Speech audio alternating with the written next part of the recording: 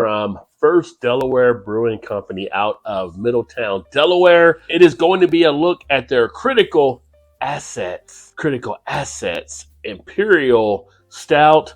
This comes in at 15% ABV.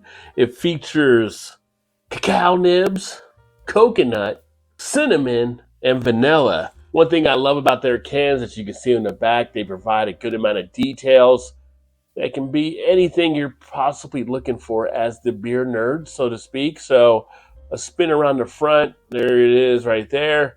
Nice common look they have on all their cans. Not too crazy for like an artwork design, but the flow you have in here and the pattern, very common to what you see on all the stuff they actually do. Let's crack this one open and get it into the glass. Now for this, it makes mention to use a snifter like a lot of the Imperial Stouts often do, or like your Imperial IPAs, but I'm going to actually use a TQ, so to speak. So this is my TQ glass, which actually doesn't have the stem to it. So it's just the pretty much glass itself that holds the beer, which is fine because the ones with the stems do break kind of easy sometimes. So I kind of like having this little base version here. Look on the beer itself, the head actually dissipated rather quickly there with that high ABV, but the nice dark, just about black color. You do get a nice feel on the nose of the aroma of the beer. Definitely get some of that coconut. I'm getting the vanilla, getting like a caramelly type feel to it as well. Not as much as the cinnamon on the nose, but I do get the cacao nibs. Very nice overall. Comes out of the glass rather easily. Don't have to sniff too hard. Nice little entryway to the beer experience on this one. Taste-wise,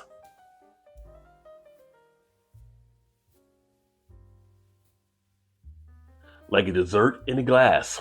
A high ABV dessert in a glass, but dessert in a glass. Do get some booziness that does come into play. I did get some of that on the nose as well, but in the taste, you do pick up the booziness. But you have a nice flow of a chocolate type sense to the beer. You get a little bit of that cinnamon in the background. Vanilla comes into play nicely. Coconut is there, but it's not overly done, which is great. So it's got a nice appeal to it. If you're not a huge coconut type fan, you don't have to worry about it really bothering you as much. If you do enjoy coconut, you will pick that up here. As I'm talking, a lot of action in the mouth. A nice coating that takes place. I mentioned on the nose, kind of getting that caramelly type aroma. You get that in the mouth as well. You can really feel it on the back of the lips. Got a nice sweetness in play. This is one, it came in a 4-pack, but this is one I probably just have the one and then save the other ones just because I can see where this could be like an overly rich type experience for a lot of people, including myself. So it's not one I want to kind of knock back that 4, which at 15% ABV probably shouldn't do anyway. But a nice one to really kick back, sit back, and relax with. Body is decent on it, although I thought it would be a little more thicker than it actually is. So it's not thin by any means, but it's just not as thick as what I would like to actually have. Overall, a very decent beer. If you haven't had anything from First State Brewing, definitely recommend checking them out. A solid one that does hit the mark.